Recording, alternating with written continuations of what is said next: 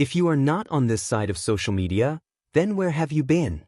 The World Cup is coming to North America. The US, Canada, and Mexico are all hosting, and I'm not even going to lie. Some of the foreign visitors who've been coming over have been giving the funniest reactions ever. People came here expecting football, vibes, and nice stadiums, but instead, they got a full dose of culture shock. We're talking giant food portions, chaotic Walmart experiences, and Americans just randomly talking to them in public.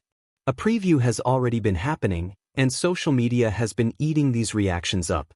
They came for a game or a vacation, but what they found was something else entirely.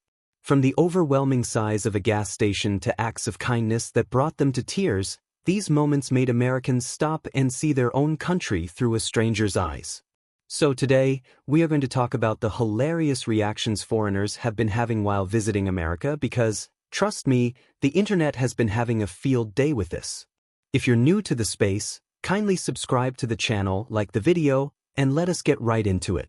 Let's start with these clips you see of fans, like this one German guy named Freddie whose posts went viral. While traveling across the US, his social media became this running diary of pure, unadulterated joy and confusion. He wasn't visiting the Grand Canyon, he was visiting America's other landmarks, Waffle House, Buc-ee's, and Walmart. He dropped a review from a Waffle House at 1 in the morning that read, "Great food, great prices, and friendly staff. October 10th, we will be coming back." Americans who have spent their lives treating Waffle House as a reliable, if slightly chaotic, late-night staple were suddenly seeing it as a 5-star culinary destination. But nothing prepared the internet for his visit to Buc-ee's. The sheer scale of it, with its wall of beef jerky and its own merch line, left him speechless. His videos captured that feeling of being overwhelmed by American abundance. Through his eyes, a road trip stop became this dazzling, bizarre experience. He even called Taco Bell the Holy Land. Next up, we have these visitors from Europe, like this one girl from Sweden, who made a discovery that literally broke the internet. It wasn't a landmark. It was a condiment. It was ranch dressing. After her first taste, she posted this desperate, hilarious plea online. "Why did no one tell me ranch sauce is like crack? Europe, we need ranch ASAP." The post exploded. For Americans, ranch is just it's a default setting. But for her, it was a revelation. She was baffled that every restaurant's version tastes different, a concept she called regional lawlessness. Her feed was a stream of constant amazement at things she thought only existed in movies, like real-life yellow school buses, but it was the ranch that became the symbol of this whole culture clash. Okay, you don't even need to be a specific person for this next one. It's a universal experience for literally every foreign visitor. The sheer, unapologetic size of American food and drink portions. Viral post after viral post shows fans just staring in disbelief at what America calls a medium soda. To them, it's a bucket. They probably think they accidentally got the family pack. And then there's the concept of free refills. This is a business model that just does not compute for them. The idea that you can just go back and get more soda for free? It's a kind of radical generosity that borders on insanity to an outsider. It's not just drinks, either.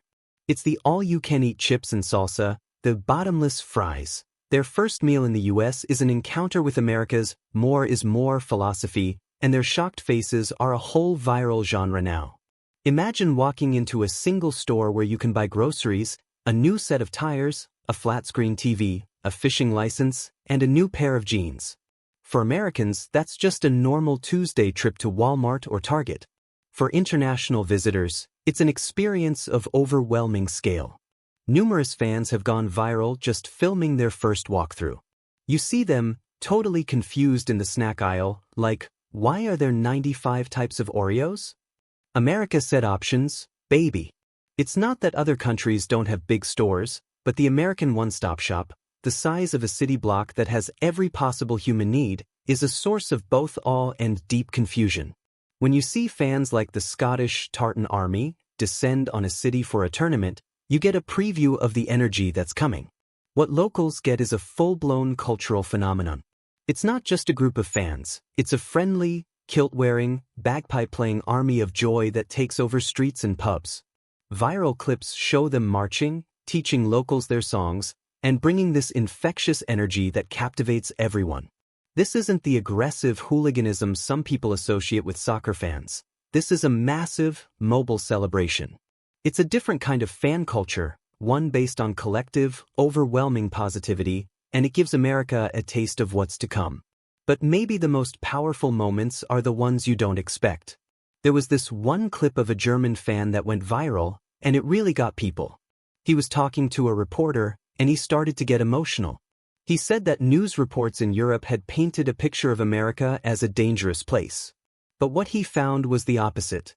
He started to cry, not because his team lost, but because he was so overwhelmed by the kindness he'd experienced. He told a story about how he and his friends were stranded, and a local family just pulled over, gave them a ride, and asked for nothing in return. "I fall in love with this country," he said through tears. The clip was so raw and unexpected. It shocked Americans by holding up a mirror to a side of their country often lost in the headlines. And it's not always these big grand gestures. A lot of visitors are consistently taken aback by something much smaller: American friendliness. For people from more reserved cultures, the American habit of making small talk with strangers is genuinely shocking. The cashier who asks about your day, the person who strikes up a conversation in an elevator, these are all deeply American interactions that can feel both heartwarming and a little bizarre to outsiders. Countless visitors have shared stories about it, and it challenges the stereotype of Americans being individualistic or cold, instead painting a picture of a nation of people who are, for the most part, open and willing to connect. Sometimes the biggest culture shocks are the quietest moments.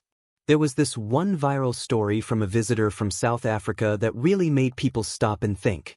She marveled at something many Americans would never even notice: the simple freedom of women being able to jog alone, safely, in public parks and on city streets.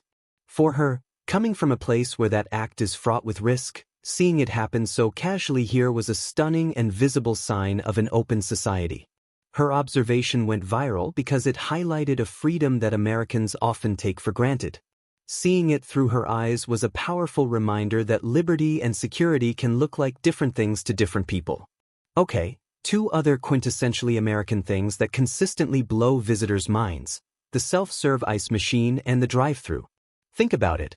In most hotels or gas stations here, there is a magical machine that produces an endless supply of frozen water for free. For many visitors, where you might have to pay for a few cubes in your drink, this is an unbelievable luxury. It speaks to an American obsession with cold drinks that is not shared globally. Then there's the drive-thru. The ability to do almost anything: banking, getting coffee, picking up dinner without leaving your car is peak American convenience. For fans used to walking-centric cities, our car-based world is a whole revelation. Finally, what has shocked many Americans is the sheer communal energy of soccer fan culture itself. Before matches, you see thousands of fans from a single country staging a fan march to the stadium, taking over city blocks with songs, flags, and coordinated chants. Now, Americans are used to tailgating, which is more of a stationary activity. The concept of a massive, mobile, singing and marching party hours before the game has been a spectacle to behold. These moments go viral because they are a pure expression of collective identity and joy. It's a culture that's loud, proud, and deeply communal, and it's been one of the most welcome shocks of all. With the World Cup just around the corner, these moments are just a taste of what's to come. What part of American culture do you think will be the biggest shock to international visitors? Let us know your predictions in the comments below. And if you enjoyed seeing America through a fresh pair of eyes, make sure to subscribe and hit that notification bell for more stories. From ranch dressing to random acts of kindness, the reactions of these foreign fans have done more than just create a few viral moments. They've held up a mirror and allowed Americans to see themselves and their country in a completely new light. The things we find mundane, our giant stores, our free refills, are exotic to the rest of the world. So yeah, the upcoming World Cup will be about far more than what happens on the field. It will be about the millions of tiny, human interactions in grocery store aisles and on city sidewalks. It's going to be a nationwide festival of culture shock, discovery, and connection. And if these early encounters are any indication, it's going to leave everyone, both visitors and hosts, a little bit changed.